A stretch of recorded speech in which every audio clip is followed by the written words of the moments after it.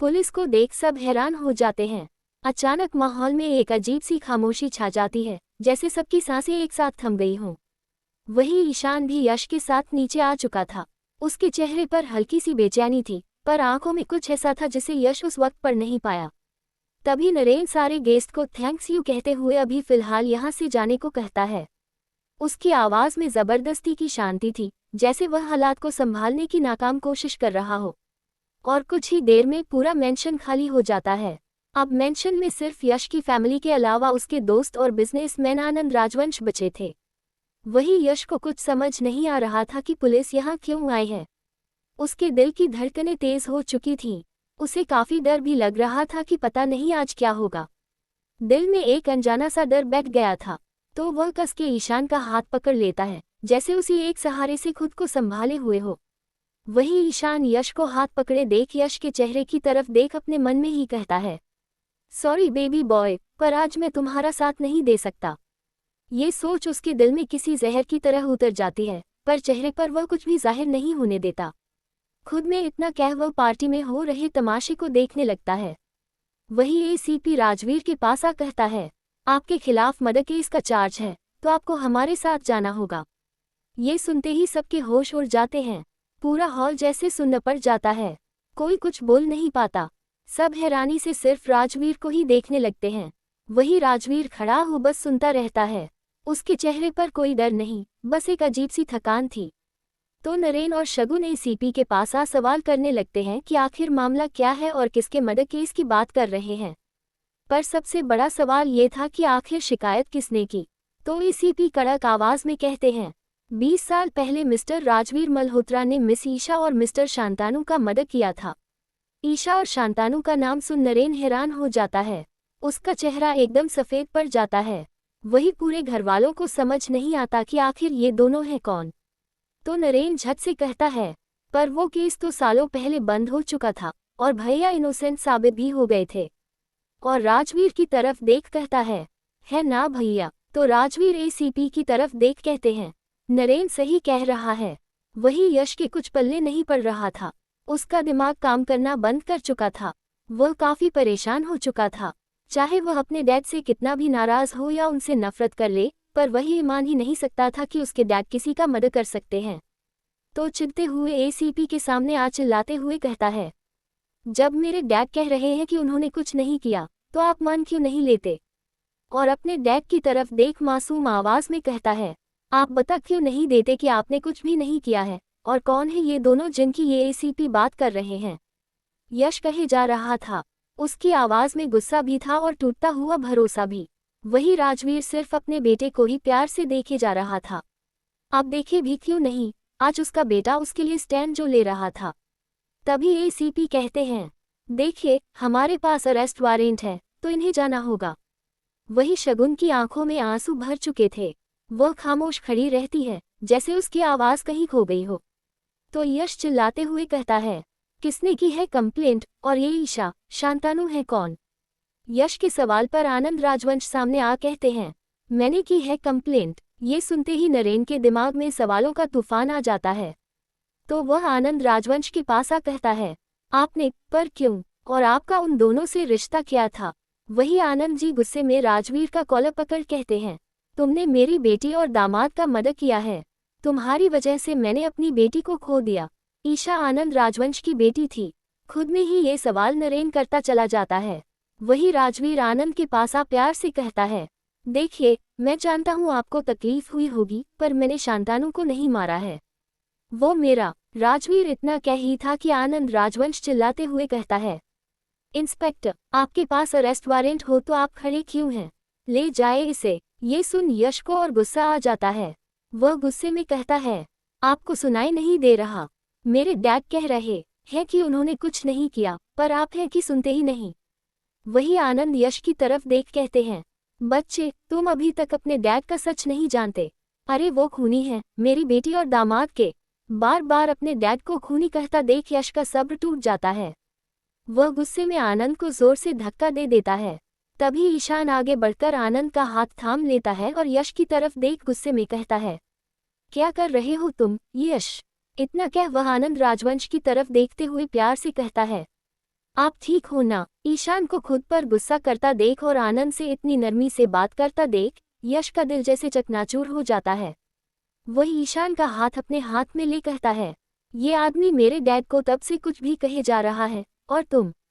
यश आगे कुछ कहता, उससे पहले ही ईशान गुस्से में यश का हाथ अपने हाथ से झटक देता है और यश की ओर देखते हुए कहता है, सही तो कह रहे हैं ये। तुम्हारे डैड ने मिस ईशा और मिस्टर शांतानु का मर्डर किया है। ईशान की बात सुन यश हैरान हो जाता है। उसकी आंखों में यकीन, दर्द और धोखे का अजीब सा मिश्रण भर जाता है। वही बाकी के लोग भी हैरानी से बस ईशान की ही बात सुनने लगते हैं। यश को कुछ भी समझ नहीं आ रहा था कि आखिर उसके ईशान को अचानक से हो क्या गया है। जिस ईशान को वो अपना साया मानता था, आज वही ईशान उसे इतना पराया क्यों लग रहा था। यश की आंखों में दर्द, उलझन और टूटन साफ झलक रही थी। वो भारी मन से ईशान की तरफ देख उदास होकर कहता है, तुम इस आदमी का क्यों साथ दे रहे हो ईशान? यश की आवाज में सवाल से ज्यादा टूटन थी, जैसे वो किसी जवाब से ज्यादा अपने ईशान को वापस मांग रहा हो। पर यश के सवाल का जवाब देने की जरूरत ईशान समझता ही नहीं। वो ठंडे पत्थर जैसे भावों के साथ एसीपी की तरफ देखता है और बेहद सख्त लहजे में कहता है, आप किसका इंतजार कर रहे हैं? ले जाए इन्हें, आपके पास वारंट है ना? उसकी आवाज में न कोई भावना थी, न कोई हिचकिचाहट। इतना सुनते ही नरेन गुस्से से आगे बढ़ता है और ईशान का कॉलर पकड़ लेते हुए कहता है, तुम्हें देखकर ही मैं समझ गया था कि तुम जैसे दिखते हो वैसे हो नहीं। उसकी आंखों में नफरत और शक साफ था। वो दांत पीसते हुए सवाल करता है, कौन हो तुम? अब वहां मौजूद हर इंसान के दिमाग में यही सवाल गूंज रहा था। आखिर ईशान आनंद राजवंश का साथ देख क्यों रहा है? आखिर उन दोनों का रिश्ता क्या है? अगर कोई सबसे ज्यादा हैरान थी तो वो मेहिका थी। पहली बार उसने अपने भाई का इतना गुस्से वाला, इतना बेरहम अवतार देखा था। वो सन रह गई थी, बस अपने भाई की बातें सुन रही थी, यकीन ही नहीं कर पा रही थी कि ये वही ईशान है जिसे वो जानती थी। वही ईशान गुस्से में नरेन का हाथ झटक देता है और तीखे स्वर में कहता है, आपके सारे सवालों का जवाब आपके प्यारे भाई के पास है। इतना कहकर वो तेज कदमों से राजवीर के पास जाता है। उसकी आवाज अब और भी कड़क हो जाती है जब वो कहता है, ध्यान से देखिए मेरे चेहरे को और याद कीजिए मेरा नाम ईशान। राजवीर उसे गौर से देखने लगता है। कुछ सेकंड की खामोशी, फिर वो धीमे स्वर में सोचते हुए कहता है, ईशान। और तभी जैसे उसके दिमाग में बिजली सी कौंध जाती है, अचानक उसके जहन में शांतनु का चेहरा उभर आता है। फ्लैशबैक, ठंड का मौसम था। एक बड़े से बार में दो जिगरी दोस्त राजवीर और शांतनु अपने कुछ दोस्तों के साथ बैठे हुए ड्रिंक कर रहे होते हैं। राजवीर अपने हाथ के ग्लास को गोल गोल घुमाता है, चेहरे पर सच्ची खुशी की मुस्कान होती है और वो कहता है, यार आज मैं बहुत खुश हूँ। शांतनु आराम से उसे देखता है और मुस्कुराते हुए कहता है, हाँ, पता चल रहा है तुम्हारा चेहरा देखकर।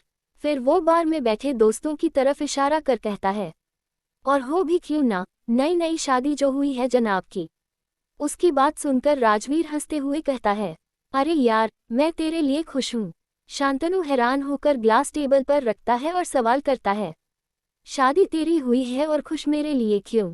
राजवीर प्यार से शांतनु की गर्दन पर हाथ रखकर कहता है, अरे, मैं मामा बनने वाला हूँ इसलिए खुश हूँ। शांतनु चिढ़ते हुए तुरंत कहता है, मामा नहीं, चाचा बोल। इतना कहते ही वो नकली नाराजगी दिखाते हुए आगे कहता है, तू मेरा दोस्त है या ईशा का? राजवीर बिना सोचे मुस्कुराकर कहता है, ईशा का। ये सुनते ही शांतनु मुंह फुला लेता है और साइड में बैठ जाता है। उसका लटका चेहरा देखकर राजवीर उसके कंधे पर हाथ रखकर भावुक होकर कहता है, तुम्हारे पास तो मैं पहले से हूँ, तुम्हारा बेस्ट फ्रेंड। पर ईशा, उसके पास कोई नहीं है। मैं बस उसका भाई बनना चाहता हूँ ताकि वो कभी अकेली महसूस ना करे। राजवीर की ये बात सीधे शांतनु के दिल को छू जाती है। वो मुस्कुराते हुए राजवीर को गले लगाकर कहता है, काश ईशा के पापा हमारे रिलेशनशिप को स्वीकार कर लेते। राजवीर उसके पीठ पर हाथ रखकर भरोसे से कहता है, एक दिन जरूर करेंगे। उन दोनों की इमोशनल बातें सुनकर पास बैठा दोस्त चिढ़ते हुए कहता है, बस यार, हमें पता है तुम दोनों अच्छे दोस्त हो, पर हम भी यहाँ साथ आए हैं, हमें ऐसे भूल मत जाओ। उसकी बात सुनकर सब हंसने लगते हैं। तभी एक दोस्त शांतनु की तरफ देखकर कहता है, वैसे अपने बेबी का कोई नाम सोचा है? शांतनु सिर हिलाकर ना कर देता है। फिर वो राजवीर की तरफ देखकर कहता है, अब मामा बन ही गया है तो कोई अच्छा सा नाम बताओ। राजवीर खुशी से कहता है, मैं नाम रख सकता हूँ तुम्हारे होने वाले बेबी का। शांतनु हाँ में सिर हिला देता है। राजवीर थोड़ी देर सोचता है, फिर मुस्कुराकर कहता है, अगर बेटी हुई तो ईशानी, और अगर बेटा हुआ तो ईशान। शांतनु हैरानी से कहता है, ये नाम कुछ ज्यादा मिलता जुलता नहीं लग रहा। राजवीर उसके सिर पर हल्की चपत मारते हुए कहता है, ये नाम तुम दोनों के नाम से बना है, ईशा और शांतनु, ईशान। शांतनु मुस्कुराकर कहता है, ओके बाबा, यही नाम रखूंगा, ईशानी और ईशान। फ्लैशबैक से बाहर आते ही राजवीर की आंखें भर आती हैं। वो झट से ईशान की तरफ देखकर कांपती आवाज में कहता है, तुम शांतनु के बेटे हो। ईशान के होठों पर एक क्रूर मुस्कान फैल जाती है। वो ठंडे अंदाज में कहता है, लगता है आपको सब याद आ ही गया। ईशान शांतनु का बेटा है। ये सच सुनते ही नरेन के माथे से पसीना बहने लगता है। उसके लिए अब आगे बोलना मुश्किल हो गया था। मिशन में मौजूद हर इंसान सन्न था, खासतौर पर यश और मेहिका। मेहिका कांपते कदमों से ईशान के पास जाती है, उसका हाथ पकड़कर रोती हुई कहती है, आप क्या बोल रहे हो भैया?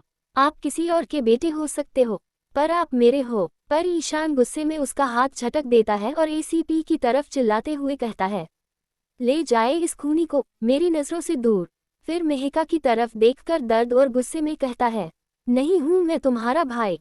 तुम्हारे मम्मी पापा ने सिर्फ मुझे पाला है, मैं उनका अपना बेटा नहीं हूँ। और यश के पास जाकर जहर भरे लहजे में कहता है, मेरे मम्मी पापा को तुम्हारे डैड ने मारा है यश। ये सुनकर पूरा घर सन्न रह जाता है। मेहिका टूट जाती है। यश को यकीन ही नहीं होता। वो गुस्से और दर्द में कहता है, तुम हो कौन ईशान, जो ये कह रहा है कि मेरे डैड ने तुम्हारे डैड को मारा? पर ईशान जवाब देना जरूरी नहीं समझता। वो बस यश से दूर हटते हुए ठंडे स्वर में कहता है, सबूत है मेरे पास। राजवीर ईशान के पास आकर उसके चेहरे पर अपना हाथ रख कहते हैं, ईशान, तुम्हारे मॉम डैड को मैंने नहीं मारा था, ये सब एक गलतफहमी है। वो दोनों तो मेरे दिल के बहुत करीब थे, मैं उन्हें कैसे मार सकता हूँ? उनकी आवाज़ में बेबसी थी, आंखों में सच्चाई और दिल में एक पिता जैसा दर्द। वो इस पल सिर्फ खुद को नहीं, बल्कि उस रिश्ते को बचाना चाहते थे जो कभी बहुत पवित्र हुआ करता था। इस वक्त ईशान किसी का कुछ भी सुनने को रेडी नहीं था। उसका दिल नफरत से भर चुका था, आंखों में आग थी और दिमाग में बदले के सिवा कुछ नहीं। वो गुस्से में राजवीर का हाथ अपने चेहरे से झटक देता है और उन्हें जोर से धक्का दे देता है। राजवीर संतुलन खो बैठते हैं और गिरने ही वाले होते हैं कि तभी यश आगे बढ़कर अपने डैड का हाथ पकड़ लेता है और उन्हें गिरने से बचा लेता है। यश की सांसें तेज चल रही थीं, दिल जोर जोर से धड़क रहा था। वो डर गया था, सिर्फ अपने डैड के लिए। वो प्यार से राजवीर की तरफ देखकर कहता है, आप ठीक हो ना? यश की आंखों में फिर से वही बचपन वाली फिक्र और प्यार था, वही मासूमियत, वही अपनापन।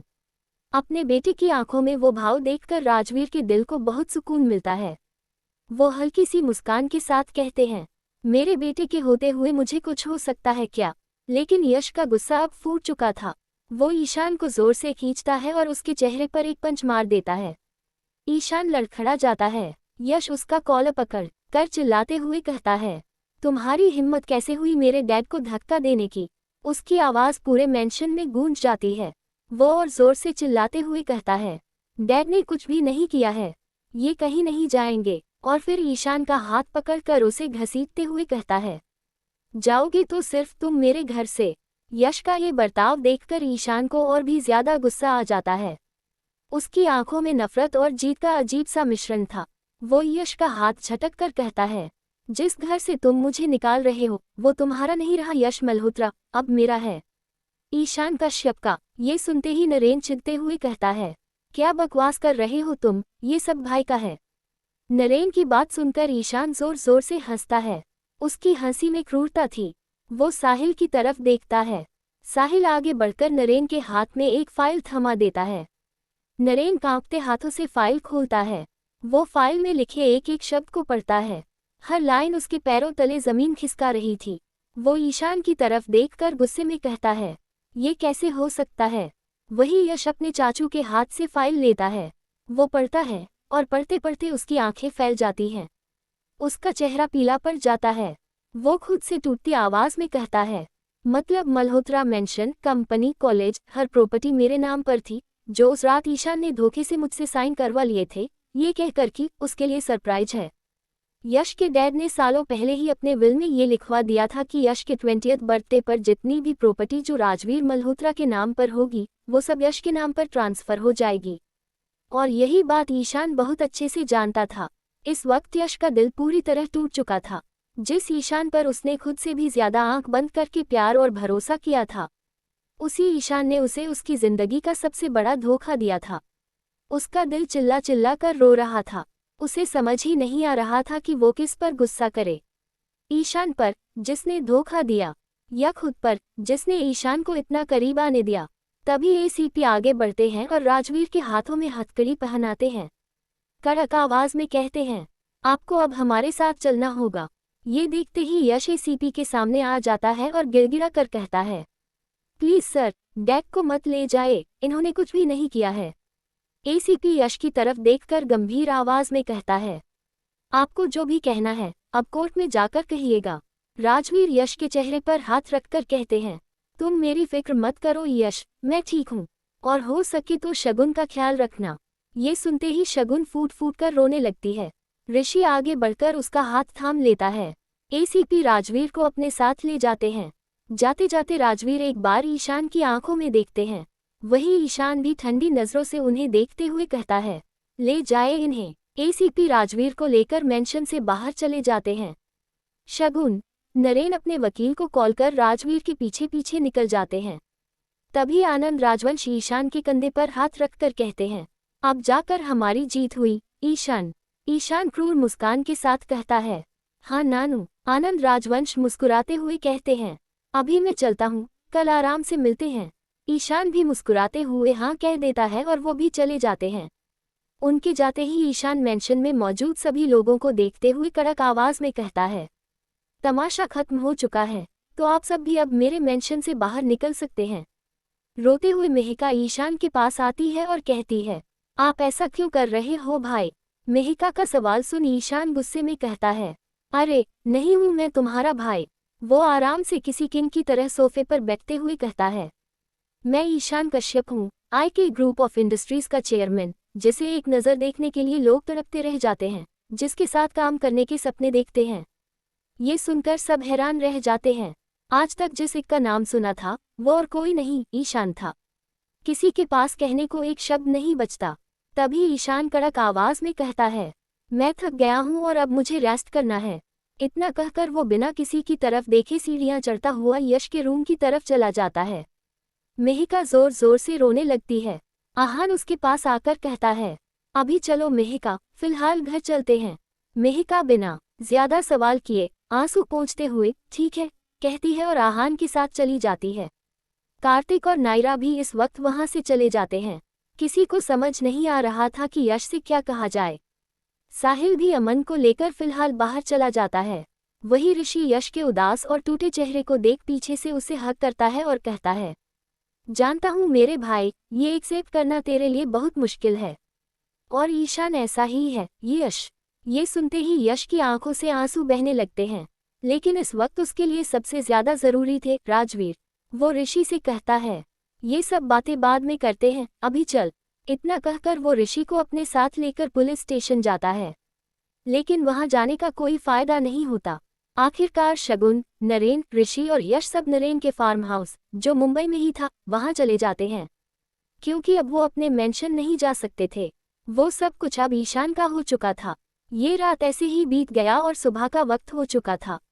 रात की खामोशी अब धीरे धीरे सुबह की हल्की रोशनी में बदल रही थी, पर उस कमरे में अब भी एक अजीब सी ठंडक और बेचैनी फैली हुई थी। वही ईशान यश के बेड पर आराम से लेटा था, अपने आंखों को बंद किए हुए। उसकी सांसें शांत थीं, पर उसके मन के अंदर चल रहा तूफान कोई नहीं देख सकता था। तभी उसके फोन पर किसी का कॉल आता है। ईशान फोन को उठाता है, स्क्रीन पर साहिल का नाम देखता है और बिना किसी हड़बड़ी के फोन उठा बालकनी में खड़ा हो जाता है और कहता है, हाँ नानू बोलिए। उसकी आवाज में ठंडापन था, जैसे भावनाओं को उसने खुद से बहुत दूर कर दिया हो। तो आनंद राजवंश भी झट से कहता है, आपकी जरूरत का सारा सामान सर्वेंट लेकर कुछ ही देर में मेंशन पहुंच जाएगा ईशान। ईशान कुछ पल चुप रहता है, सामने फैलते आसमान को देखता है और फिर बस हल्की से ओके कह देता है। कॉल काटते ही उसके चेहरे की सख्ती थोड़ी ढीली पड़ जाती है। फिर रूम के अंदर जाता है, यश की तस्वीर के पास रुकता है। तस्वीर को छूते हुए उसकी उंगलियां हल्की सी कांप जाती हैं और वह धीमी मगर भारी आवाज में कहता है, सॉरी बेबी बॉय, ये सब करने के लिए काश तुम उस इंसान से जुड़े ना होते तो मैं तुम्हारा इस्तेमाल कभी ना करता उन लोगों से बदला लेने के लिए।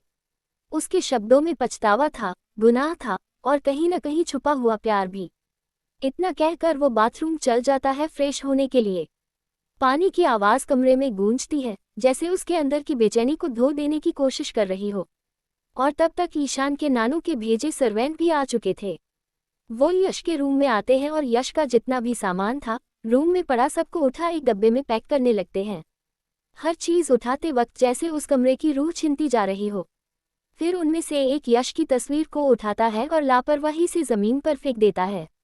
उसी वक्त ईशान बाथरूम से बाहर आता है और यश की तस्वीर ज़मीन पर फेंकी देख उसके आंखों में गुस्सा भर जाता है।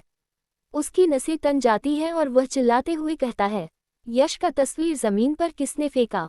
ईशान की कड़क आवाज़ सुन रूम में मौजूद चारों स्टाफ लाइन से खड़े हो जाते हैं, सिर झुकाए। एक स्टाफ आगे आकर हकलाते हुए कहता है, वो आनंद सर ने कहा था यश का कोई भी सामान आपके रूम में नहीं होना चाहिए, इसलिए हम। वो इतना कहा ही था कि ईशान कड़क आवाज़ में कहता है, तुम सबको जॉब से निकाल दूँ, उससे पहले दफ़ा हो जाओ यहाँ से। उसकी आंखों में ऐसी खतरनाक चमक थी कि किसी की हिम्मत नहीं हो रही थी दोबारा कुछ कहने की। तो दूसरा सर्वेंट आकर कहता है, पर आनंद सर। उसके आगे कहने से पहले ही ईशान उसे अपने गुस्से भरे नज़रों से घूर कर देखता है। ईशान की खतरनाक आंखें देख उस स्टाफ की जुबान उसके गले तक अटक जाती है और वो इस वक्त वहां से भागने में ही अपनी भलाई समझता है। देखते ही देखते सारे के सारे 2 मिनट में रफू चक्कर हो जाते हैं। उनके जाते ही कमरे में सन्नाटा छा जाता है। ईशान धीरे से यश की तस्वीर को जमीन से उठाता है, उस पर जमी हल्की सी धूल साफ करता है और टेबल पर अच्छे से रख देता है जैसे कोई कीमती चीज़ हो। फिर एक अच्छा सा सूट पहनकर यश के रूम से निकल बाहर चला जाता है। हॉल में पहले से ही ढेर सारे स्टाफ मौजूद थे। वही ईशान नीचे आ सबको देख कड़क आवाज़ में कहता है, मेंशन में कुछ भी चेंज नहीं होना चाहिए, जो जैसा है वैसा ही मुझे चाहिए, गॉट इट। सारे स्टाफ सिर हिलाकर हाँ कह देते हैं। किसी की हिम्मत नहीं थी सवाल करने की। दूसरी तरफ यश अपने रूम में बेड पर बैठा था, अपने उंगली पर पहने रिंग को गोल गोल घुमाते हुए कल जो कुछ भी ईशान ने कहा था उसके बारे में सोच रहा होता है। उसका दिमाग सुन्न था, दिल भारी था। तभी उसके रूम में नरेना पीछे से उसका कंधा पकड़कर कहता है, सोचने का ज़रूरत नहीं है यश, जैसा ईशान ने तुम्हारे साथ किया तुम्हें भी वैसा ही करना होगा। तो यश, जिसका दिमाग काम करना बंद कर चुका था, उदास होकर कहता है, आप मुझे क्या करने को कह रहे हो चाचू? वही नरेन यश से आगे कुछ कहता उससे पहले शगुन रूम में आकर कहती है, मिस्टर सिन्हा आ चुके हैं बाहर, आप दोनों का वेट कर रहे। मिस्टर सिन्हा नरेन के वकील थे, जो इस केस में पहले भी राजवीर का साथ दे चुके थे। ये जानकर कि मिस्टर सिन्हा आ गए हैं, यश अपने चाचू को रूम में ही छोड़कर भागता हुआ बाहर चला जाता है। उसके चेहरे पर एक उम्मीद की झलक थी। वही नरेन भी पीछे पीछे चला जाता है। कुछ ही देर में दोनों हॉल में आ जाते हैं। वकील की तरफ देखकर यश बेचैनी से कहता है, बेल के पेपर्स बन गए क्या? अब डैड को बेल मिल सकता है? तो मिस्टर सिन्हा यश की तरफ देखकर गंभीर आवाज में कहता है, नहीं यश, अब उन्हें बेल नहीं मिल सकता है, क्योंकि ईशान के वकील ने पहले ही कोर्ट में जाकर बेल कैंसिल करवा दिया है और अब कोई भी राजवीर से मिल भी नहीं सकता। ये सुनते ही यश का गुस्सा, उसकी बेबसी सब एक साथ फूट पड़ती है। उसकी आंखें लाल हो जाती हैं और वह चिल्लाते हुए कहता है, तो आप कुछ कीजिए ना। मिस्टर सिन्हा अपना सर झुका कहता है, हम कुछ नहीं कर सकते यश, आपको ही पता होना चाहिए था कि IK ग्रुप ऑफ इंडस्ट्रीज के मालिक ईशान कश्यप हैं और आप उनसे लड़ रहे हो। उनकी आवाज़ में मजबूरी थी, आंखों में डर और चेहरे पर बेबसी साफ झलक रही थी। ऐसा लग रहा था जैसे वो खुद इस सच को बोलते हुए भी अंदर से टूट चुके हों। मिस्टर सिन्हा की बात सुन यश की भौहें तन जाती हैं, उसकी आंखों में गुस्सा और हैरानी एक साथ उभर आती है। यश रूडली कहता है, क्या मतलब है आपका? उसके सवाल में झुंझलाहट भी थी और अंदर ही अंदर डर भी, जिसे वो किसी को दिखाना नहीं चाहता था। यश का सवाल सुन पीछे से नरेन आकर कहता है, क्योंकि अब हमारा केस कोई दूसरा वकील कभी नहीं लड़ेगा और ना ही कोई हमारा साथ देगा। ईशान बहुत पावरफुल है, उतना जितना तुम सोच भी नहीं सकते। अगर ईशान चाहे तो कुछ भी कर सकता है। नरेन की आवाज़ भारी हो जाती है, हर शब्द के साथ सच्चाई का बोझ और गहराता चला जाता है। कमरे में एक अजीब सी खामोशी छा जाती है। अपने चाचू की बात सुन यश की आंखों की चमक फीकी पड़ जाती है। उसके चेहरे पर उदासी साफ उतर आती है और भारी आवाज में वो कहता है, तो डैड, हम उन्हें बाहर कैसे लाएंगे? ये सवाल सिर्फ एक सवाल नहीं था, बल्कि एक बेटे की बेबसी और टूटती हुई उम्मीद की आवाज थी। तो नरेन हल्की सी मुस्कान के साथ, लेकिन आंखों में गहरी चिंता लिए कहते हैं, अब जो भी है वो तुम ही कर सकते हो। नरेन की कही बात यश के पल्ले ही नहीं पड़ती।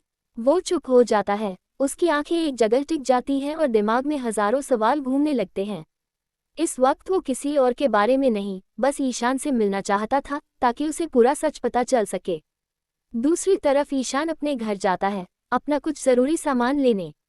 वो सामान ले जाने ही वाला था तभी उसकी मम्मी ईशान के चेहरे पर हाथ रखकर रोते हुए कहती हैं, जानती हूँ ईशान कि तुम मेरे अपने बेटे नहीं हो, पर यूँ हमें ऐसे पराये तो मत करो। उनकी आंखों से आंसू रुकने का नाम नहीं ले रहे थे, जैसे सालों का डर आज बाहर आ गया हो। अपनी मम्मी की बात सुन ईशान अपने चेहरे से उनका हाथ हटाकर कहता है, मैं किसी को पराया नहीं कर रहा, बस जो सच है वही कह रहा हूँ और अपनी असली जगह जा रहा हूँ। उसके शब्द सख्त थे, लेकिन आंखों में दर्द साफ झलक रहा था। फिर वो अपने पापा की तरफ देखकर कहता है, आप दोनों ने हमेशा मुझे संभाला है, पर यहाँ से मैं अकेला ही चलना चाहता हूँ, तो प्लीज मुझे जाने दीजिए।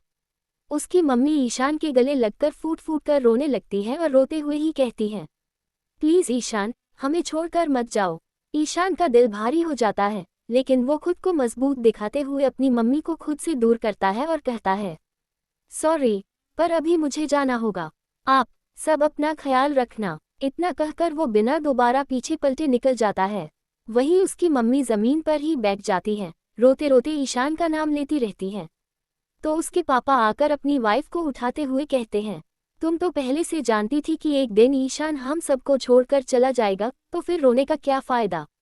उन दोनों की बात सुन मेहिका आगे आकर गुस्से में कहती है, आप दोनों ने मुझे कभी क्यों नहीं बताया कि ईशान भैया मेरे अपने भाई नहीं हैं।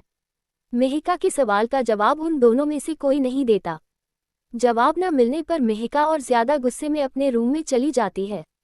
दूसरी तरफ ईशान घर से बाहर निकलकर एक बड़ी सी कार के अंदर बैठ जाता है। उसके बैठते ही ड्राइवर कार स्टार्ट कर देता है और कुछ ही देर में ईशान की कार एक बड़े से बिल्डिंग के सामने रुक जाती है। बिल्डिंग के ऊपर बड़े अक्षरों में आई के लिखा था, वही ईशान की कंपनी।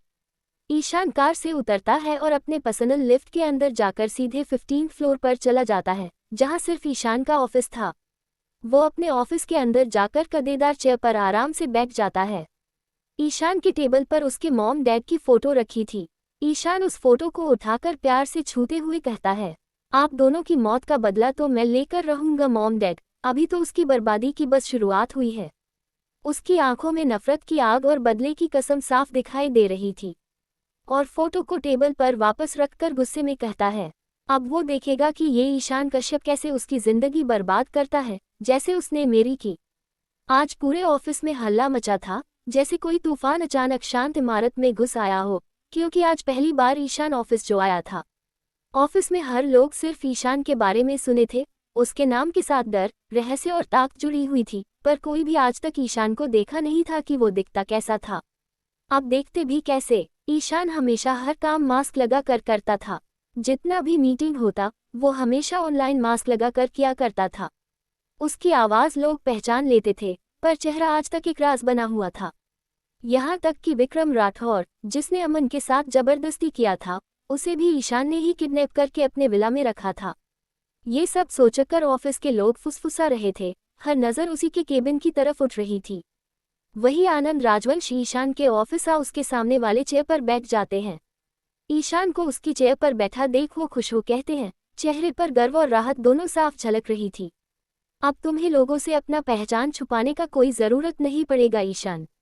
तो ईशान भी हल्की सी मुस्कान के साथ बस हाँ कह देता है, मगर उस मुस्कान के पीछे छुपा दर्द और गुस्सा कोई नहीं देख पाता। फिर खड़ा हो आनंद राजवंश ईशान के पास कहते हैं, आवाज़ में हल्की सख्ती लिए, ईशान तुमने रूम से यश का सामान और उसका फोटो बाहर निकलवा कर फेंकने से क्यों मना किया? अपने नानू का सवाल सुन ईशान उनकी तरफ देखते हुए कहता है, क्योंकि बहुत जल्द यश उसी रूम में मेरे साथ रहने वाला है। ये शब्द कहते वक्त उसकी आंखों में अजीब सी चमक थी, जैसे कोई फैसला पहले ही ले लिया गया हो। ईशान का बात सुन आनंद राजवंश वापस चेयर पर बैठ कहते हैं, क्यों तो ईशान झट से कहता है, क्योंकि यश सिर्फ मेरा है। ये सुन आनंद राजवंश चौंक जाते हैं। कुछ पल के लिए उन्हें समझ ही नहीं आता कि वो क्या सुन रहे हैं। फिर कहते हैं, क्या मतलब है तुम्हारा? अपने किए सवाल पर वो खुद ही कुछ सोचते हुए जवाब देते हैं। कहीं यश के साथ नाटक करते करते तुम सच में यश से प्यार तो नहीं करने लगे? फिर थोड़ा गुस्सा हो कहते हैं, आवाज भारी हो जाती है, ये मत भूलो ईशान की यश उस राजवीर का बेटा है जिस राजवीर ने तुम्हारे मॉम और डैड को मारा है। वही ईशान झट से कहता है, ना भूला हूं और ना उन लोगों को भूलने दूंगा। और अपने नानू की तरफ देख गुस्से में कहता है, और हाँ, आपको ये जानने की जरूरत नहीं है कि मैं यश से प्यार करता हूँ या नहीं। ईशान को गुस्से में देख आनंद राजवंश का दिल पसीज जाता है। वो ईशान की तरफ देख प्यार से कहते हैं, तुमने मुझे अभी तक माफ नहीं किया है। तो ईशान झट से कहता है, आपने कभी मेरे डैड को एक्सेप्ट नहीं किया क्योंकि वो आपकी तरह रिच नहीं थे और यही बात मैं अपने दिमाग से निकाल नहीं पाता हूँ। फिर चेयर से खड़ा हो बालकनी से बाहर की तरफ देखते हुए कहता है, मुझे थोड़ा टाइम लगेगा, तो मुझसे उम्मीद मत कीजिए कि मैं सब कुछ इतने आसानी से भूल जाऊं। ठंडी हवा उसके चेहरे को छूती है, पर अंदर का तूफान और तेज हो जाता है। फिर आनंद राजवंश कहते हैं, ठीक है, जितना भी टाइम लेना है ले लो ईशान, बस याद रखना कि यश राजवीर का बेटा है और उससे सिर्फ तुम्हें नफरत ही करना है। इतना कह वो ईशान के ऑफिस से बाहर चले जाते हैं। वही ईशान क्रूर मुस्कान के साथ खुद में ही कहता है, मैं आगे यश के साथ क्या करने वाला हूँ नानू, ये आपको जानने का कोई जरूरत नहीं है नानू। दूसरी तरफ साहिल बालकनी में खड़ा हो आराम से चुस्की लेते हुए कॉफी पी रहा था। उसके चेहरे पर लापरवाही थी, जैसे दुनिया की कोई चिंता ही न हो। तो गुस्से में अमन उसे अपनी तरफ कर कहता है, तुम्हें नहीं लगता कि हमें बात करना चाहिए साहिल? वही साहिल कप को टेबल पर रख उसका कमर पकड़ अपनी तरफ खींच लेता है और उसके होठों को सदक्टिव छूते हुए कहता है, बात तो पूरी जिंदगी करते रहेंगे जान, अभी थोड़ा रोमांस कर लेते हैं। साहिल का बात सुन अमन चिढ़ते हुए कहता है, मैं सीरियस हूँ साहिल। फिर साहिल भी झट से कहता है, मैं भी तो सीरियस हूँ जान। इतना कह साहिल अमन के होठों के करीब जाने लगता है। उसे करीब आता देख अमन उदास हो कहता है, अगर मुझसे प्यार करते हो तो प्लीज इस वक्त मेरे करीब मत आओ साहिल, आई एम नॉट कंफर्टेबल। अमन की बात सुन साहिल उससे दूर हो जाता है और बेड पर बैठ कहता है, तो पूछो जो पूछना है। साहिल को इतने जल्दी दूर जाता देख कहीं ना कहीं अमन को भी अच्छा नहीं लग रहा था। तो वह साहिल के बगल में बैठ कहता है, तुम ईशान के लिए काम करते हो, पर क्यों? तो साहिल अमन की तरफ देखते हुए कहता है, तुम्हारे लिए ये जानना जरूरी नहीं है अमन। गुस्से में अमन साहिल को बेड पर धकेल देता है और खुद उसके ऊपर चढ़ उसके करीब जा कहता है, वो हर चीज जानना मेरे लिए जरूरी है जो तुमसे जुड़ी हो। तो साहिल अमन को खुद से दूर कर वापस बैठ जाता है और अपने फेस पर क्यूट सा पाउट बना कहता है, अभी थोड़ी देर पहले ही तुमने कहा कि तुम मेरे पास आने से इनकम्फर्टेबल होते हो, तो मेरे पास मत आओ, वरना फिर से कहोगे मैं तुम्हारा फायदा उठा रहा। इतना कहते हुए साहिल बिना कोई जवाब दिए रूम से बाहर निकल जाता है। वही अमन खुद में ही कहता है, आई नो साहिल, तुम ये सब क्यों कर रहे हो ताकि मेरे सवाल का जवाब न देना पड़े। खुद में ही इतना कह अमन भी मुंह फुला बेड से उठ जाता है और टेबल से साहिल का जूठा कप को ले पीने लगता है।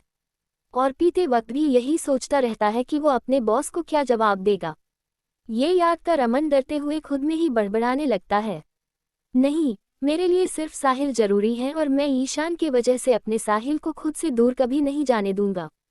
दोपहर का वक्त हो चुका था। धूप खिड़की के शीशों से छनकर अंदर आ रही थी, पर उस रोशनी में भी यश के चेहरे पर कोई चमक नहीं थी।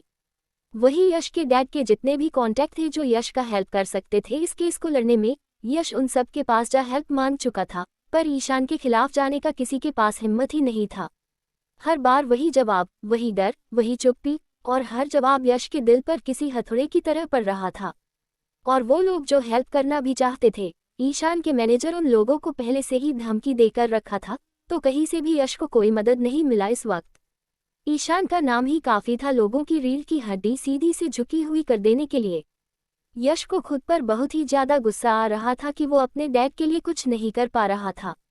उसके हाथ मुट्ठियों में बंधे हुए थे, नाखून हथेलियों में गड़ चुके थे, पर दर्द महसूस करने की फुर्सत ही कहाँ थी। और तो और यश अब अपने डैड से मिल भी नहीं सकता था। अगर मिलना चाहता भी हो तो ईशान के परमिशन मिलने के बाद ही पॉसिबल था। ये बात यश को अंदर से तोड़ रही थी। अपने ही पिता से मिलने के लिए किसी और की इजाज़त, ये सोच ही उसके आत्मसम्मान को कुचल देने के लिए काफ़ी थी। तो इरिटेट हो यश रूम में बैठा था। कमरे की दीवारें जैसे उस पर सिमट रही थीं। खामोशी इतनी गहरी थी कि उसकी अपनी सांसों की आवाज़ भी उसे चुभ रही थी। वही शगुन से यश का ये हालत देखा नहीं जा रहा था। एक माँ का दिल था जो हर पल अपने बेटे की तकलीफ महसूस कर रहा था, पर मजबूर थी। और वो यश के पास जा भी नहीं सकती थी बात करने को। नरेन भी इस वक्त घर पर नहीं था जो उससे बात करता। तो बहुत हिम्मत कर शगुन यश के लिए कॉफ़ी बना उसके रूम में जाती है। कॉफ़ी की खुशबू में भी उसके डर और प्यार की मिलावट थी। और कप यश की तरफ बढ़ा देती, हंसी और प्यार से कहती है, सब ठीक हो जाएगा, तुम फिक्र मत करो। शगुन को देख आज पहली बार यश उस पर चिल्लाया नहीं। उसकी आंखों में वही दर्द था, पर आज वो गुस्सा नहीं था। और खामोश हो शगुन के हाथ से कप ले पीने लगता है। मासूम और थके यश का चेहरा देख शगुन का मन कर रहा था कि वो यश को अपने सीने से लगा ले, उसके सिर पर हाथ फेर कर कह दे कि सब सच में ठीक हो जाएगा। पर फिलहाल यश उसके हाथ से कॉफ़ी पी लिया, यही बहुत बड़ा बात था शगुन के लिए। दिन ऐसे ही बीत जाता है और शाम का वक्त हो चुका था। आसमान पर सूरज ढल रहा था, जैसे हर किसी की उम्मीदें भी उसके साथ ढल रही हों। ईशान ऑफिस का काम खत्म कर अपने कैबिन से बाहर निकलते हुए साहिल के नंबर पर कॉल लगाता है। उसके चेहरे पर वही ठंडा भाव, वही कंट्रोल, जैसे हर चीज़ उसकी मुट्ठी में हो। वही साहिल फ़ोन को रूम में ही छोड़ स्टडी रूम में कुछ काम कर रहा था।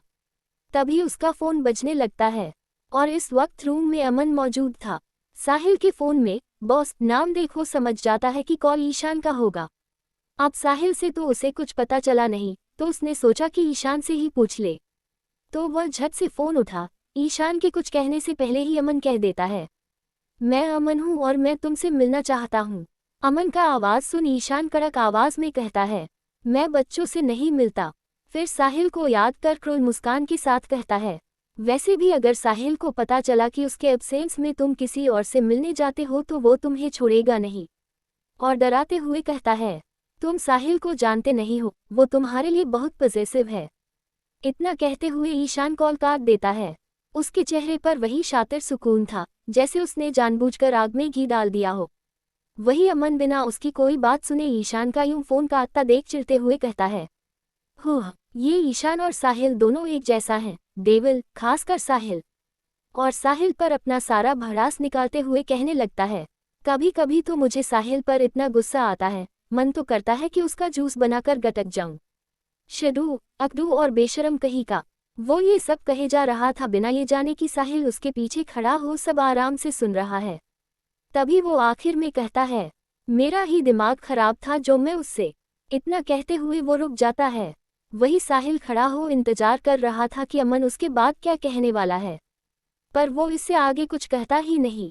तो साहिल अमन के बेहद करीब जा पीछे से अपने हाथ को उसके टी शर्ट के अंदर अपना हाथ घुसा उसके सेंसिटिव पार्ट को छूता है। तो अमन एक पल के लिए जम जाता है। उसकी सांसें तेज हो जाती हैं और गहरी सांस लेते हुए कहता है, तुम कब आए और क्या कर रहे हो।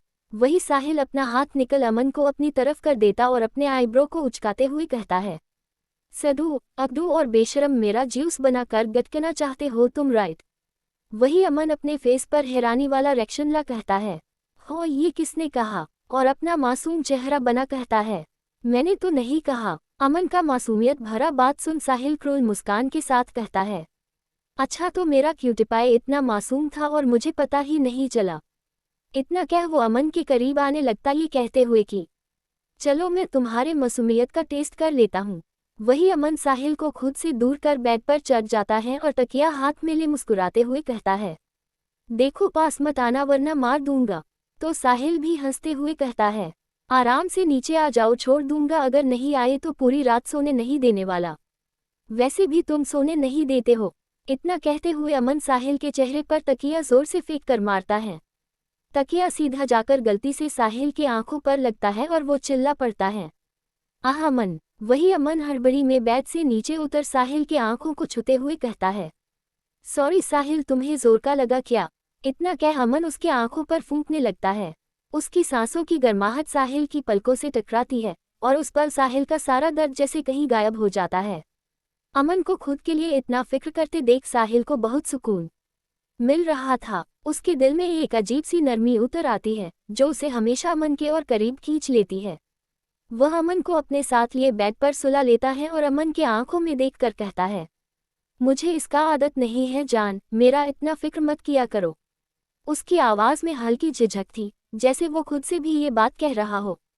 वही अमन मुस्कुराते हुए कहता है, आदत तो मुझे भी नहीं था पर मैं आदत डाल रहा हूँ न, तो धीरे धीरे तुम भी सीख जाओगे। अमन की बातों में सिर्फ प्यार ही नहीं, भरोसा भी था। वो भरोसा जो बिना मांगे, बिना शर्त दिया जाता है। अमन का इतना प्यारा बात सुन साहिल के होठों पर मुस्कान छा जाती है। उसका दिल जोर जोर से धड़कने लगता है और वह अमन के होठों के करीब जाने को होता है। तभी उसे याद आ जाता है थोड़ी देर पहले जो भी अमन ने उससे कहा था। एक पल के लिए उसका मन रुक जाता है, जैसे वो अमन की मासूमियत तोड़ना नहीं चाहता हो। वह वहीं रुक जाता है और बेड से उठने को होता है। तभी अमन साहिल को वापस अपनी तरफ खींच लेता है और उदास होकर कहता है, साहिल के बिना अमन अधूरा है, प्लीज मुझसे दूर मत जाओ साहिल। उसकी आंखों में डर साफ झलक रहा था। डर साहिल को खो देने का। तो साहिल अमन के सर पर अपना हाथ रख प्यार से कहता है, अमन को छोड़कर साहिल कहीं जा ही नहीं सकता। इतना कह वो अमन के होठों पर अपना होठ सटा प्यार से चूमने लगता है। वही अमन भी साहिल के गर्दन पर अपना हाथ गोल घुमाते हुए पेशेंटली चूमने लगता है। उस पल कमरे में सिर्फ उनकी सांसें, उनकी धड़कनें और एक दूसरे के लिए महसूस किया गया प्यार मौजूद था। कोई जल्दबाजी नहीं थी, सिर्फ अपनापन था। दूसरी तरफ रूम में अकेले बैठे यश के दिमाग में अब भी बस ईशान का ख्याल ही चल रहा था। उसका दिल तो ये मानने को तैयार ही नहीं था कि ईशान इतना बड़ा धोखा दे सकता है। ईशान की हर बात, हर नज़र, हर छुअन उसके ज़हन में घूम रही थी।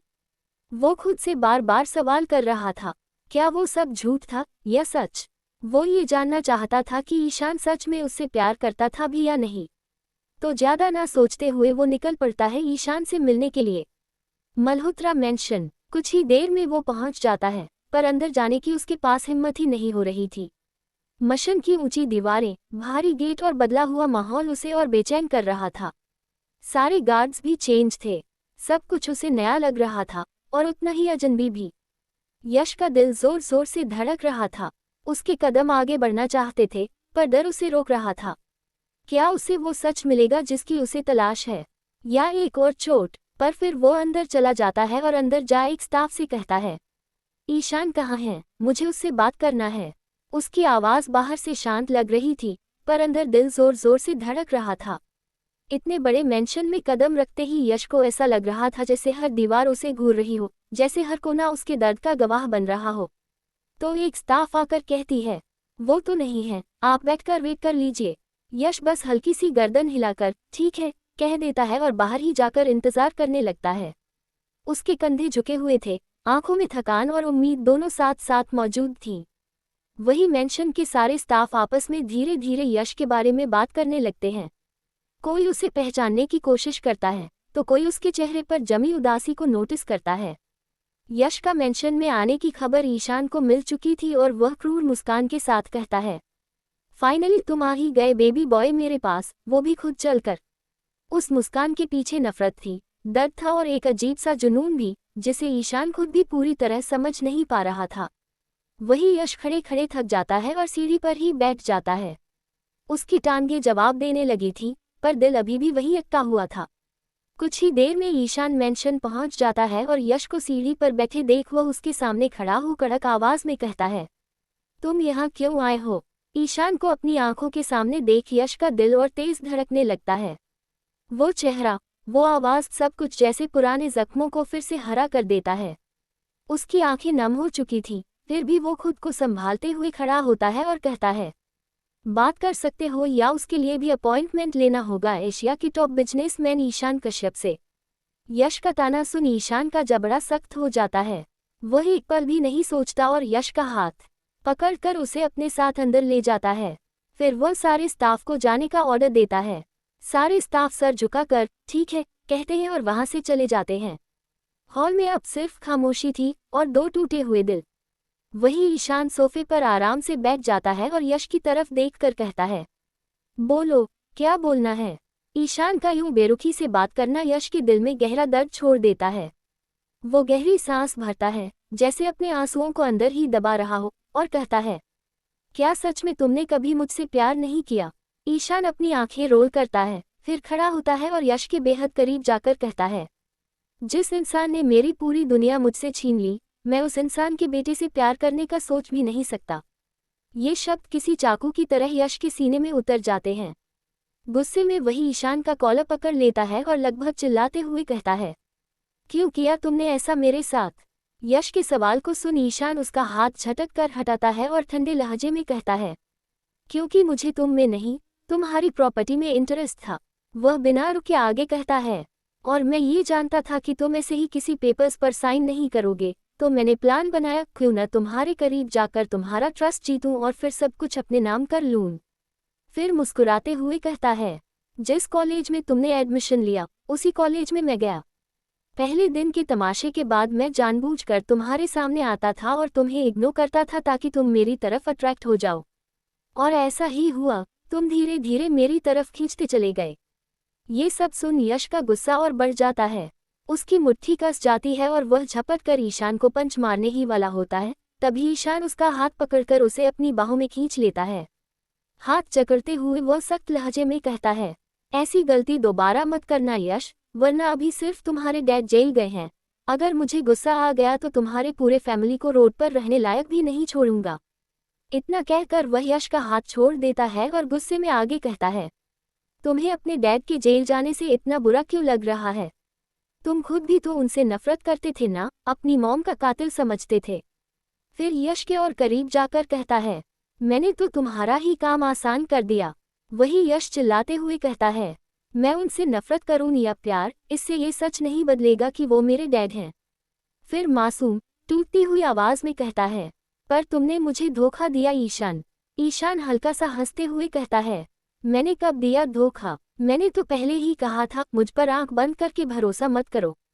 पेपर साइन करवाने से पहले भी कहा था, एक बार पढ़ लो। ईशान की बात सही थी, उसने सच में कहा था, पर यश उस वक्त ईशान के प्यार में इतना अंधा हो चुका था कि बिना देखे साइन कर दिया। वही ईशान वापस सोफे पर बैठकर कड़क आवाज में कहता है, और कुछ कहना है? गुस्से और टूटे हुए दिल के साथ यश उसके पास जाता है, उसके पैरों के ऊपर बैठ जाता है और ईशान के होठों के बेहद करीब जाकर अचानक उसे बेसब्री से चूमने लगता है। एक पल के लिए ईशान को कुछ समझ नहीं आता, पर अजीब सी सच्चाई ये थी कि उसे अच्छा लग रहा था। वह भी यश के चूमने में उसका साथ देने लगता है। कुछ देर बाद यश खुद को उससे अलग करता है, खड़ा होता है और भारी आवाज में कहता है, तुम्हारे करीब पहले मैं आया था और अब तुमसे हमेशा के लिए दूर भी मैं ही जा रहा हूँ। पिछली बार तुमने मुझसे रिश्ता खत्म किया था, आज मैं कर रहा हूँ। ये कहते हुए उसकी आंखों में आंसू भर आते हैं। हकलाते हुए आखिर में कहता है, I hate you mister Ishaan Kashyap. इतना कहकर वह जाने को मुड़ता है, तभी पीछे से ईशान की कड़क आवाज आती है, अगर अपने डैड को बचाना चाहते हो तो तुम्हें मेरा पर्सनल सर्वेंट बनकर रहना होगा। ये सुन यश के कदम वहीं रुक जाते हैं। वह पीछे मुड़कर गुस्से में कहता है, मुझे ये मंजूर नहीं है, मर जाऊंगा पर दोबारा तुम्हारे पास नहीं आऊंगा। इतना कहते हुए वह जोर से पैर पटकता है और मेंशन से बाहर चला जाता है। वही ईशान खड़ा होकर खुद से कहता है, धोखा तो तुमने भी मुझे दिया था, ये कहकर कि तुम सिर्फ मेरे होकर रहना चाहते हो। फिर क्रूर मुस्कान के साथ कहता है, पर कोई बात नहीं, आना तो तुम्हें मेरे पास ही है। वही यश मेंशन के बाहर निकलते ही रो पड़ता है। अब वो आंसू नहीं रोक पा रहा था जो वो इतनी देर से खुद के अंदर दबाए बैठा था। ये रात ऐसे ही बीत जाता, सुबह का वक्त हो चुका था। वही यश रात भर सोया नहीं था, ये सोचकर कि आज तक ईशान सिर्फ उसके साथ प्यार का नाटक कर रहा था, और ये याद कर वो बहुत उदास भी था। उसके मन में मिलीजुली भावनाएं चल रही थी, एक तरफ गुस्सा, दूसरी तरफ अपने डैड की फिक्र, और बीच में ईशान के साथ हुई सारी घटनाओं की उलझी हुई यादें। तभी नरेन उसके रूम में आते और उसके बगल में बैठ जाते हैं। अपने चाचू को देख यश उदास हो कहता, हम डैड को कैसे बचाए? यश का सवाल सुन नरेन कहते, एक ही इंसान है जो भैया को बचा सकते हैं। ये सुन यश छत से कहता, कौन? वही नरेन कहते, सिर्फ ईशान। गुस्से में यश खड़ा हो कहता, मैं उसका चेहरा दोबारा नहीं देखना चाहता हूँ चाचू। तो नरेन भी खड़े हो यश के कंधे पर अपना हाथ रख कहते, ईशान के खिलाफ कोई नहीं जा सकता है, और तुम क्या चाहते हो? तुम्हारे डैड जिंदगी भर जेल में रहें। तो यश अपना सरनामे हिला देता, पर उसे समझ नहीं आता कि वो करे क्या। पर एक सवाल था जो उसके दिमाग में लगातार घूम रहा था कि आखिर राजवीर ने ऐसा क्या किया था जो ईशान उन्हें अपने मॉम डैड की मौत का जिम्मेदार मानता है। तो ज्यादा ना सोचते हुए यश ये सवाल अपने चाचू से करता है। यश का ये सवाल सुन नरेन एक गहरा सांस लेते हुए कहते, तुम्हारे डैड और ईशान के डैड अपने कॉलेज के दिनों में काफी अच्छे दोस्त हुआ करते थे। कॉलेज खत्म होने के कई सालों के बाद तुम्हारे डैड और ईशान के डैड के साथ में एक प्रोजेक्ट में काम कर रहे थे। फिर कुछ सोचते हुए आगे कहते, मुझे ठीक से याद नहीं है, पर शायद भैया ने ईशान के डैड को धोखा दिया था और पूरा प्रोजेक्ट का काम अपने नाम करवा लिया था। और इसी बात को लेकर दोनों में बहस भी हुआ था और उसके अगले ही दिन ईशान के मॉम डैड को किसी ने मार दिया था। फिर उदास हो कहते, और सारे सबूत तुम्हारे डैड के खिलाफ थे, इसलिए वो। इतना कहते ही वो रुक जाते और आगे यश समझ जाता कि क्या हुआ होगा। ये सब सुनने के बाद भी यश का दिल ये मानने को तैयार नहीं था कि उसके डैड ईशान के डैड को मार सकते थे। वही नरेन यश के पास जाकर प्यार से कहते, तुम भी ईशान के साथ वही करो जो उसने तुम्हारे साथ किया है। यश क्या जवाब दे, इस वक्त उसे कुछ समझ नहीं आ रहा था, तो वह नरेन से कुछ वक्त मांगता सोचने का। तो उसके चाचू भी ठीक है कहते हुए चले जाते हैं यश के रूम से। दूसरी तरफ ईशान ऑफिस में बैठे अपना काम कर रहा था। तभी उसके कैबिन के अंदर आनंद राजवंश आते, अपने हाथ में एक फाइल लेकर। अपने नानू को देख ईशान मुस्कुराते हुए सवाल करता, आप यहाँ कुछ काम था क्या? वही आनंद राजवंश चेयर पर आराम से बैठ जाते और उस फाइल को ईशान के सामने बढ़ा देते हैं। तो ईशान एक बार और सवाल करता, ये कौन सी फाइल है नानू? वह आनंद राजवंश मुस्कुराते हुए कहते, इस फाइल में कुछ अच्छे खानदान के लड़कियों की तस्वीर है जिन्हें मैं खुद पसंद करके लाया हूँ। अपने नानू का बात सुन ईशान अच्छे से समझ रहा था कि उनके दिमाग में क्या चल रहा था। फिर भी ईशान मजाकिया अंदाज में कहता, क्यों, आप दोबारा शादी करने वाले हैं क्या? ईशान का मूड अच्छा है ये देख आनंद राजवंश भी हंसते हुए कहते, नहीं ईशान, मेरी तो उम्र निकल गई है। इन लड़कियों को मैं अपने लिए नहीं बल्कि तुम्हारे लिए चुनकर लाया हूँ। ये सुनते ही ईशान फिर से अपने पुराने वाले अवतार में आ जाता, सीरियस मूड में, और वह अपने नानू की तरफ देख कहता, आई एम नॉट इंटरेस्टेड नानू। तो आनंद राजवंश फाइल खोलते हुए कहते, एक बार तस्वीर को देख तो लो फिर कहना। ओके, देख लेता हूँ। इतना कहते हुए ईशान फाइल टेबल से उठाकर एक एक कर सारी लड़कियों की तस्वीर देखने लगता है। ये जानकर कि ईशान इंटरेस्ट ले रहा था, आनंद राजवंश के होठों पर मुस्कान छा जाता है और वह बस ईशान को ही देखने लगते हैं। वही ईशान सारी तस्वीरें देखने के बाद फाइल को टेबल पर पटकते हुए कहता, एक भी लड़की मुझे पसंद नहीं आई। वही उसके नानू कहते, एक बार ठीक से तो देख लो ईशान, सारी लड़कियां बहुत अच्छे खानदान की हैं। अपने नानू का बात सुन ईशान को गुस्सा आने लगता और वह चिल्लाते हुए कहता, कहा ना नहीं है पसंद। तो आनंद राजवंश भी चिढ़ते हुए कहते, यश की वजह से तुम ये कह रहे हो ना? गुस्से में ईशान कहता, यश को बार बार बीच में लाना बंद कर दीजिए नानू, मैं जो कुछ भी करता हूँ सिर्फ अपने लिए करता हूँ और सोच समझ कर करता हूँ। ईशान का चिड़ा मुंह देख आनंद राजवंश भी ज्यादा सवाल नहीं करते और फिलहाल के लिए ईशान के केबिन से जाने में ही अपनी भलाई समझते हैं। वह खड़े होकर जाने ही वाले थे, तभी ईशान की कड़क आवाज उनके कानों में पड़ती, दोबारा किसी और लड़की की तस्वीर लाने की जरूरत नहीं है। उनके नानू बिना कोई जवाब दिए दरवाजा खोल बाहर निकल जाते हैं और चलते हर खुद में ही कहते, नहीं ईशान, मैं तुम्हारी जिंदगी में यश को कभी नहीं आने दूंगा, तुम्हारे दिमाग से यश का ख्याल तक मिटा दूंगा। खुद में ही इतना कहते हुए आनंद राजवंश सोचने लगते कि आखिर वो ऐसा क्या करें। दोपहर का समय हो चुका था। वही कॉलेज में आहान, नायरा, कार्तिक तीनों कैफेटेरिया में उदास बैठे थे। सबको यश की याद आ रही थी। तो आहान गुस्से में कहता, मैंने कभी नहीं सोचा था कि ईशान यश के साथ कुछ ऐसा कर सकता है। तो कार्तिक भी कहता, मैं तो खुद हैरान हूँ ईशान का ये रूप देख। वे दोनों कहे जा रहे थे, वही नायरा खामोश होकर कुछ सोचते हुए परेशान बैठी थी। उसे इतना शांत बैठा देख कार्तिक उसके कंधे पर हाथ रख कहता, अगर यश से मिलने का मन कर रहा तो चली जाओ। तो मुस्कुराते हुए नायरा कहती, मैं बात कर चुकी हूँ उससे, वो ठीक है। इतना कह वो उदास हो कहती, पता नहीं अंकल जेल से बाहर कैसे आएंगे, मेरे डैड हर कोशिश कर चुके हैं पर कोई फायदा नहीं हो रहा। आहान को तो मेहका की फिक्र हो रही थी, उसके लिए ईशान उसकी पूरी दुनिया था। वो सबसे ज्यादा प्यार अपने भाई ईशान से करती थी। उस रात के बाद मेहका किसी से ठीक से बात नहीं कर रही थी और न ही किसी से मिल रही थी। दूसरी तरफ ऋषि तरुण के बेड पर अपने आंखों को बंद कर लेटा हुआ था। तभी तरुण ऋषि के सर पर हाथ रख कहता, तू ज्यादा परेशान मत हो यार, सब ठीक हो जाएगा। तो ऋषि छत से अपनी आंखों को खोल बेड पर बैठ जाता और गुस्से में कहता, कैसे ठीक होगा, कोई हमारा हेल्प नहीं करना चाहता। और उदास हो कहने लगता, बड़े पापा जेल में हैं और मेरा यश पूरा दिन परेशान रहता और मैं कुछ कर भी नहीं सकता। वही तरुण भी सोचने लगता कि आखिर करे तो करे क्या। तभी उसके दिमाग में युवराज का ख्याल आता, तो वह चिल्लाते हुए कहता, है ना युवराज, ऋतिक का भाई। हाँ, युवराज भी तो ऑफिसर है जो शायद उसका हेल्प कर सकता है इस केस में, यश के लिए। अपने मन में ही इतना कहते हुए ऋषि ये सोच में पड़ जाता कि उसका हेल्प लेना सही होगा या नहीं, क्योंकि आज तक उन दोनों के बीच सिर्फ बहस ही हुई थी।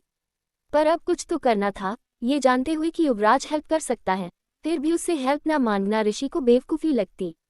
तो ज्यादा ना सोचते हुए ऋषि निकल जाता युवराज से मिलने के लिए उसके ऑफिस। वही यश पुलिस स्टेशन गया हुआ था अपने डैड से मिलने के लिए। वहां जा यश विनती करने लगता कि सिर्फ एक बार वो मिलने दे, पर पुलिस यश को साफ मना कर देता है, ये कहते हुए कि कोर्ट से परमिशन लेकर आओ। ये सुन यश को बहुत गुस्सा आने लगता और वो वहां से चला जाता कहीं और से हेल्प लेने। इस चिलचिलाती गर्मी में यश इधर से उधर भागता रहता है। वो भी सुबह से बिना कुछ खाए पिए। यश काफी थक भी चुका था और गर्मी में उसका हाल बेहाल हो चुका था। यश को गर्मी में रहने की बिल्कुल भी आदत नहीं थी और उसके आंखों के सामने धीरे धीरे अंधेरा छाने लगा और वह धड़ाम से रोड पर ही गिर जाता है। दूसरी तरफ ऋषि युवराज के ऑफिस तक आ तो जाता है, पर उसे ये समझ नहीं आता कि वो युवराज से कैसे बात करे। पर अपने दिल पर हाथ रख खुद में ही कहता, ऋषि तुझे ये तेरे यश के लिए करना होगा। खुद में ही इतना कह ऋषि अंदर चला जाता है और अंदर जा उसे पता चलता कि युवराज काम से बाहर गया हुआ है और रात तक ही आएगा। तो वह उदास हो जाने को था, तभी एक स्टाफ कहते, आप यहीं बैठकर सर के आने का इंतजार कर सकते हैं। तो मुस्कुराते हुए ऋषि भी ठीक है कह देते और वही सोफे पर बैठ युवराज के आने का इंतजार करने लगता है। शाम का 7 बज चुका था। वही ऋषि अब भी सोफे पर बैठे युवराज के आने का इंतजार कर रहा होता है और इंतजार करते करते उसे नींद भी आने लगती और जोरों का भूख भी लग गया था। तो वह चिढ़ते हुए खुद में ही कहता, उफ, ऋषि मल्होत्रा ने आज तक किसी का इतना इंतजार नहीं किया जितना कि आज वो इस युवराज का कर रहा है। अपने फेस पर क्यूट सा पाउट बना सोफे पर लेट जाता है। लेटते ही उसकी आंखों में झपकी आने लगती है और धीरे धीरे उसकी नींद गहरी होती जाती है। उसके हाथ छोटे छोटे मूवमेंट करते हुए अपने शरीर के पास टिक जाते हैं, जैसे किसी प्यारे बच्चे की तरह। उसके अंदर हल्की हल्की बेचैनी भी थी, क्योंकि वो जानता था कि जिस इंसान का वह इंतजार कर रहा है वह शायद उसकी उम्मीदों पर खरा ना उतर पाए। फिर भी दिल के अंदर एक नाजुक सी उम्मीद उसके चेहरे पर झलकती है। दूसरी तरफ तरुण एक बड़े से बार में अकेला बैठा ड्रिंक कर रहा था। उसका दिल भारी था और उसकी आंखों में पुराने जख्मों की चमक थी। उसे ऋतिक का बहुत ज्यादा याद आ रहा था। कितना भी ऋतिक का भाई उसे बाहर आने से मना करता था, पर वह तरुण के साथ चुपके से आ ही जाता था और पूरी रात उसी के घर पर साथ रहता था। अपने उन दिनों को याद कर तरुण खुद पर गुस्सा करते हुए कहता है, क्यों मैं उस रात अपने जज्बातों पर कंट्रोल नहीं रख पाया। और पूरा एक ग्लास गटकते हुए कहता, अगर कर लिया होता तो आज मेरे दोस्त मेरे साथ होता। तरुण का चेहरा झुका हुआ था, उसकी आंखें थोड़ी सी नम थीं। उसकी हर बात में पछतावा और दर्द झलक रहा था। यही कहते हुए तरुण कुछ ज्यादा ही ड्रिंक कर लेता है। उसकी सांसें भारी और असमंजस में थीं। तभी उसके सामने एक लड़की खड़ी हो जाती और मुस्कुराते हुए कहती, हे तरुण, कैसे हो। तरुण अपना सर उठाता है, नशीली आवाज में कहता, तुम कौन। वो लड़की जिसका नाम तारा था तरुण के बगल में बैठ कहती, मैं यश के बर्थडे पार्टी में मिली थी, हमने साथ में डांस भी किया था। यश का बर्थडे पार्टी सुन तरुण को याद आ जाता है और वह भी तारा की तरफ मुड़ कहता, हाँ याद हो। तारा भी ड्रिंक करते हुए कहती, आज तुम्हारा दोस्त नहीं आया। तारा के सवाल पर तरुण अपने सर को नामे हिलाते हुए कहता, हम अलग हो गए हैं, हमारा ब्रेकअप हो चुका है। तरुण का जवाब सुन तारा तरुण के और पास बैठ तरुण के सीने पर अपना हाथ रख कहती, तो मूव ऑन कर लो। तरुण तारा का हाथ पकड़ अपने सीने से हटा उदास हो कहता, वही तो नहीं होता, ऋतिक सिर्फ मेरे दिल में नहीं है, वो मेरी हर एक सांस में बसा है, जो मरने के बाद ही जाएगा। इतना कहते हुए तरुण वापस से ड्रिंक करना शुरू कर देता है। तरुण की आवाज में दर्द की गहराई और अधूरी चाहत दोनों झलक रही थी। उसकी आंखें खालीपन और यादों के सागर में डूबी हुई थीं। तरुण का कहा हुआ हर एक शब्द सीधा जाकर तारा के दिल को छू रहा था। उसे तरुण और भी ज्यादा इंटरेस्टिंग लगने लगा और साथ ही उसे तरुण के लिए बुरा भी बहुत लग रहा था। ऋतिक के लिए तरुण का एक तरफा प्यार देखकर वह खुद को रोक नहीं पा रही थी, पर वह कुछ कर भी नहीं सकती थी। तरुण कुछ ज्यादा ही ड्रिंक कर चुका था और वही टेबल पर सिर रख सोने लगता है। ये देख तारा प्यार से उसके पीठ पर हाथ रख कहती, तुम काफी ड्रिंक कर चुके हो, मैं तुम्हें घर तक छोड़ दूं। वही तरुण नशे में ही कहने लगता, मुझे ऋतिक के पास छोड़ दो।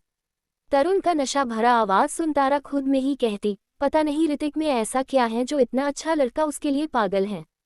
इतना कह तारा तरुण को अपने साथ बार के दरवाजे से बाहर ले जाती है। उसे कार में बैठाकर सामने वाले सीट पर बिठाती है और खुद ड्राइविंग सीट पर बैठ जाती है। फिर उससे उसका एड्रेस पूछती है। तरुण अपने एड्रेस बताने के बजाय ऋतिक का एड्रेस बता देता है। तारा भी ओके कहती है और कार स्टार्ट कर निकल जाती है ऋतिक के पास जाने के लिए। दूसरी तरफ युवराज भी अपने ऑफिस पहुंच चुका था। आते ही उसे ऋषि को सुकून से सोया हुआ देखता है। वही एक गार्ड सामने आ कहता, ये बच्चा कब से आपका इंतजार कर रहा है सर, मैं इसे उठा देता हूँ। युवराज उसे रोकते हुए कहता, तुम जाकर अपना काम करो, इसे मैं देख लूंगा। सारे स्टाफ ओके कहते हैं और वहां से चले जाते हैं। उन सब के जाते ही युवराज ऋषि के पास जाकर उसके मासूम चेहरे को देखने लगता है। सोते हुए उसका चेहरा और भी मासूम और प्यारा लग रहा था। युवराज अपने घुटनों के बैठ जाता और उसके चेहरे को छूते हुए कहता, जानता हूँ तुम यहाँ यश के लिए आए हो, बट सॉरी मैं तुम्हारा कोई हेल्प नहीं कर पाऊंगा। इतना कहते हुए युवराज ऋषि के माथे को प्यार से चूम लेता और उसके शरीर के ऊपर अपना जैकेट से ढक देता है। फिर अंदर जा अपने ऑफिस में बैठे कुछ काम करने लगता है, पर उसकी निगाहें बार बार सोते हुए ऋषि पर टिकती रहती हैं और दिल के अंदर हल्का सा ख्याल उठता है कि काश मैं कुछ और कर पाता। दूसरी तरफ तारा तरुण को अपने साथ लिए उसी एड्रेस पर पहुंच चुकी थी जो तरुण ने उसे बताया था। रास्ते भर तारा के मन में अजीब सी बेचैनी थी, दिल बार बार तेज धड़क रहा था, पर ऊपर से वह खुद को नॉर्मल दिखाने की कोशिश कर रही थी। एक बड़ा सा मेंशन था जहां चारों तरफ गार्ड्स खड़े थे, वो भी अपने हाथों में राइफल लिए। ऊंची ऊंची दीवारें, लोहे का भारी गेट और चारों तरफ सख्त पहरा, सब कुछ किसी जेल या हाई सिक्योरिटी जोन जैसा लग रहा था। वही तारा कार से उतर जाती है और मेंशन का नज़ारा देख उसके माथे से पसीना निकलने लगता है। दिल में डर की लहर दौड़ जाती है और वह खुद में बड़बड़ाने लगती है, उफ मैं कहाँ आ गई, ये देखकर तो लग रहा जैसे मैं पुलिस स्टेशन में खड़ी हूँ। उसकी आवाज़ में घबराहट साफ झलक रही थी। खुद में ही इतना कहते हुए तारा कार से उतर जाती है। तभी एक हैंडसम सा लड़का तारा के सामने आकर अपनी गन तारा की तरफ पॉइंट करता है और कड़क आवाज़ में कहता है, कौन हो तुम और यहाँ क्यों आए हो। गन को अपनी तरफ तनी देख तारा का दिल जैसे मुंह को आ जाता है। डर से उसकी आंखें फैल जाती हैं और वह झट से अपने दोनों हाथ ऊपर कर मासूम आवाज़ में कांपते हुए कहती है, मैंने कुछ भी नहीं किया।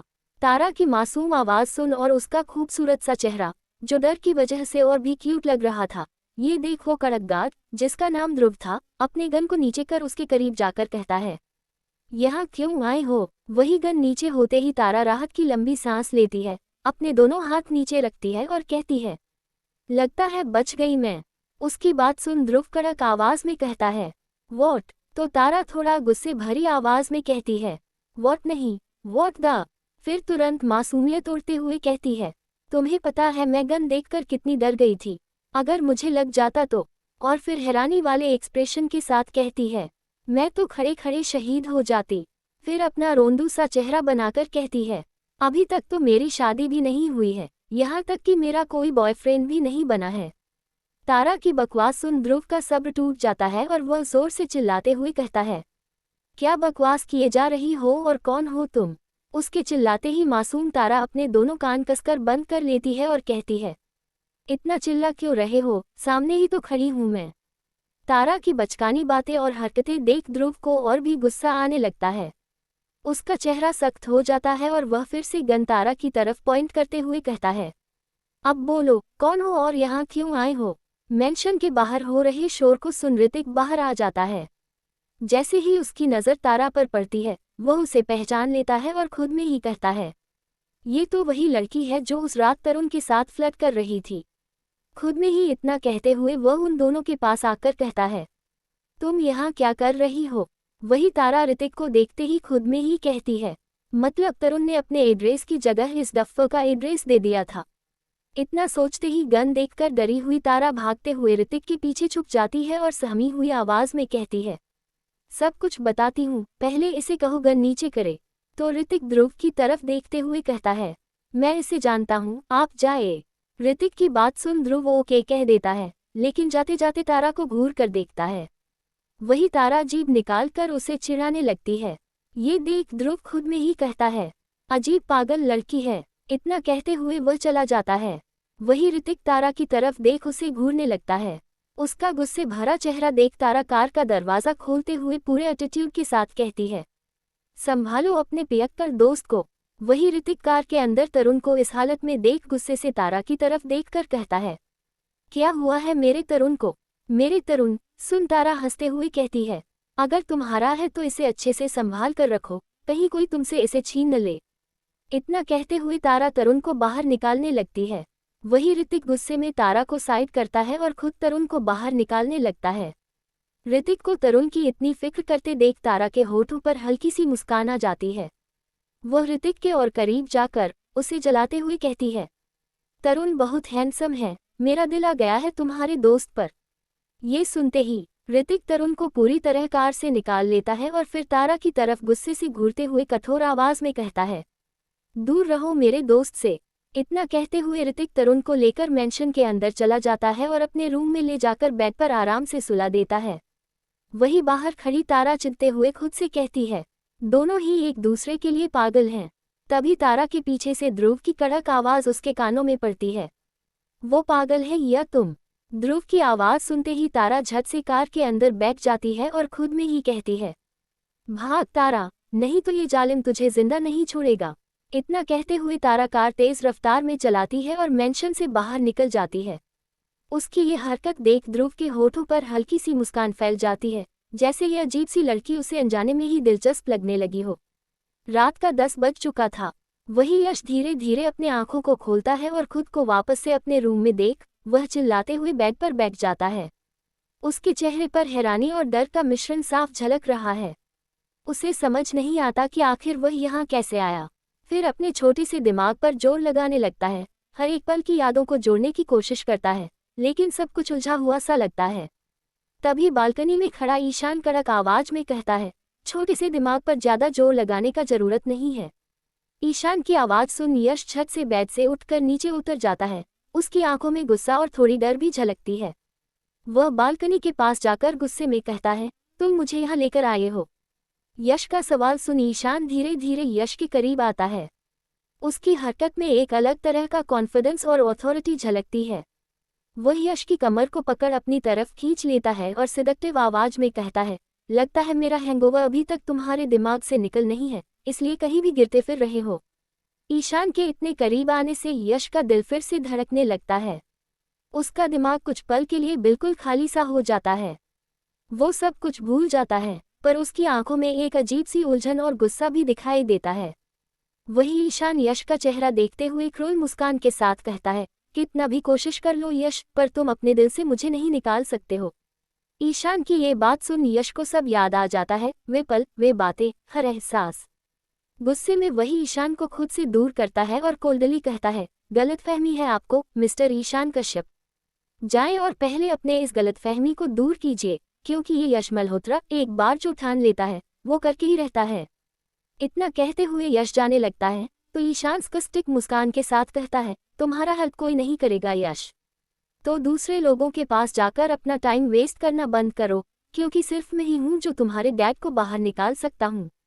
यश मुड़ते हुए ईशान की तरफ देख मुस्कुराता है और कहता है, क्यों, अब आपको अपना बदला नहीं लेना मिस्टर ईशान कश्यप? फिर ईशान क्रूर मुस्कान के साथ कहता है, कहीं नाटक करते करते सच में मुझसे प्यार तो नहीं कर बैठे? यश के सवाल का कोई जवाब नहीं देते हुए ईशान बेड पर आराम से बैठ जाता है और मुस्कुराते हुए कहता है, मैंने तुम्हें ऑफर दे दिया है, अब तुम मेरे पास आओ या ना आओ, तुम्हारी मर्जी। इतना कहते हुए ईशान बेड पर लेट जाता है। वही यश अपना हाथ की मुट्ठी बांधने लगता है, जैसे खुद को संभालने की कोशिश कर रहा हो। फिर से ईशान की कड़क आवाज उसके कानों पर पड़ती है, जा ही रहे हो तो दरवाजा बंद करके जाओ। गुस्से में यश दरवाजा पटकते हुए रूम से बाहर निकल जाता है। फिर मेंशन से बाहर निकलते हुए वह सोचने लगता है, ईशान का दिया हुआ ऑफर वास्तव में सही था। यश समझता है कि उसका हेल्प ईशान के अलावा कोई और नहीं कर सकता। यश बाहर ही पूल साइड पर बैठकर गहरी सोच में डूब जाता है। हवा हल्की ठंडी थी, पानी की हल्की सरसराहट के बीच उसके दिमाग में कई सवाल घूम रहे थे। वही ईशान दूर से खड़ा यश को देख कहता है, आना तो तुम्हें पड़ेगा मेरे पास बेबी बॉय, चाहे कुछ भी हो जाए। दूसरी तरफ ऋषि की नींद भी खुल चुकी थी। खुद को सोफे पर ही देख वह उठते हुए मासूम आवाज में कहता है, मैं यही सो गया था। तभी उसे युवराज की जैकेट दिखाई देती है और अचानक याद आता है युवराज के बारे में। वह गार्ड्स के पास जाकर कहता है, युवराज अभी तक नहीं आया। ऋषि के सवाल को सुन गार्ड सामने आकर कहता है, सर आए थे पर वो चले गए। ये सुन ऋषि गुस्से में वहां से निकल जाता है। उसकी आंखों में चिंता और गुस्से का मिश्रण है और उसका दिमाग तेजी से काम कर रहा है कि अब आगे क्या करना चाहिए। If you like my story then please subscribe my channel. Thank you.